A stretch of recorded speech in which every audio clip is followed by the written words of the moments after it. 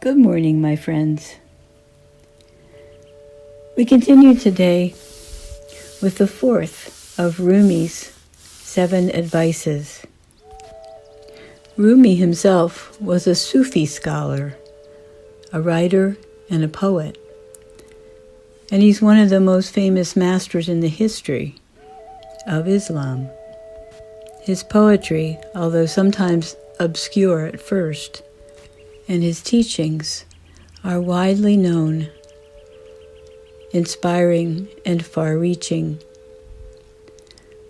Essentially, Rumi teaches unconditional acceptance, tolerance, patience, love, compassion, and benevolence.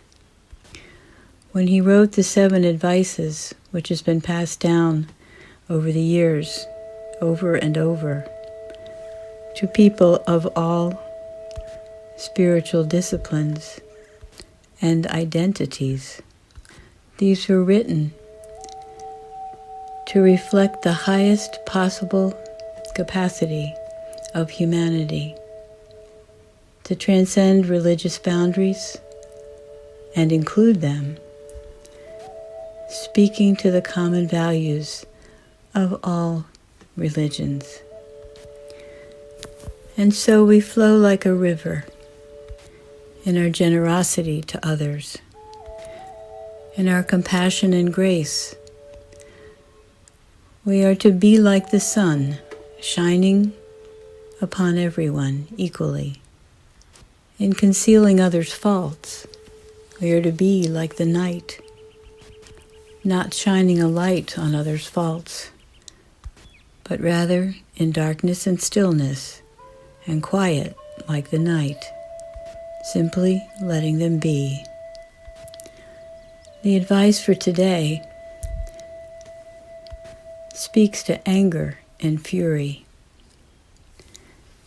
which is a particular kind of anger that seeks to retaliate, that escalates itself by going through the mind over and over again and collecting evidence that reveals perhaps why the person with whom we are furious really deserves to suffer, to, quote, know how it feels to be treated like they treat people, to be dishonest like they are dishonest, or manipulative as they are sneaky and manipulative.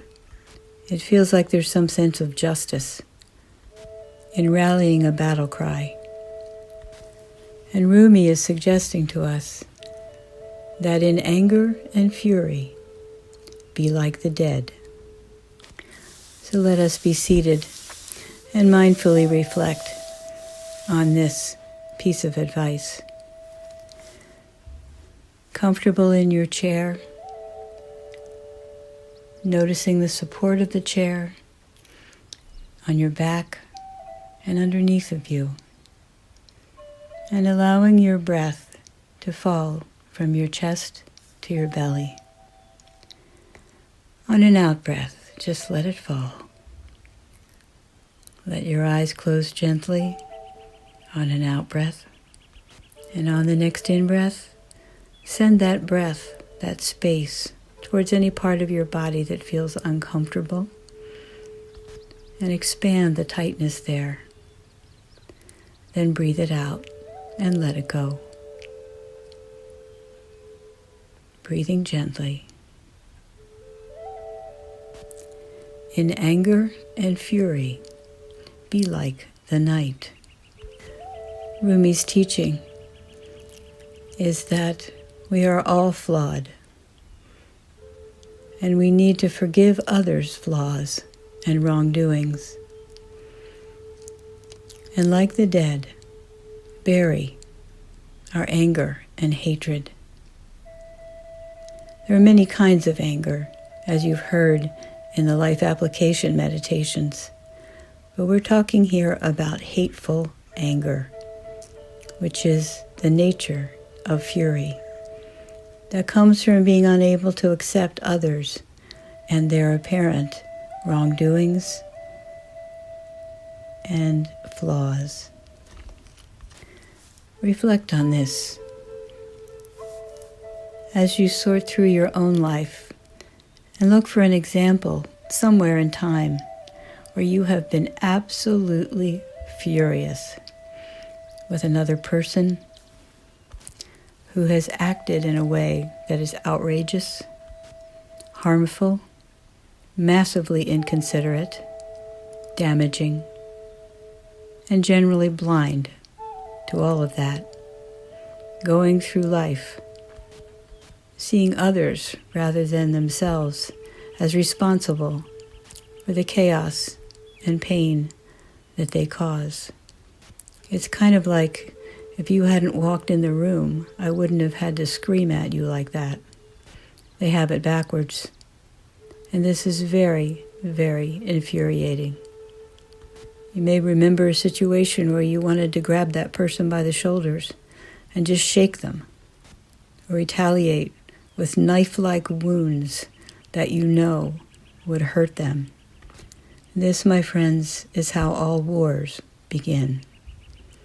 And as we all know, there has never been a war that creates peace. So Rumi is inviting us, create peace by burying your fury and angry hatred like the dead. Let them die. Let them be released. So let us reflect on this. Who in your past or present has caused such great harm that you are infuriated by your own outrage and helplessness? It may be a personal, social, political, or other kind of leader, or other kind of person who has affected you or someone who is vulnerable directly and seems to have no concern about it.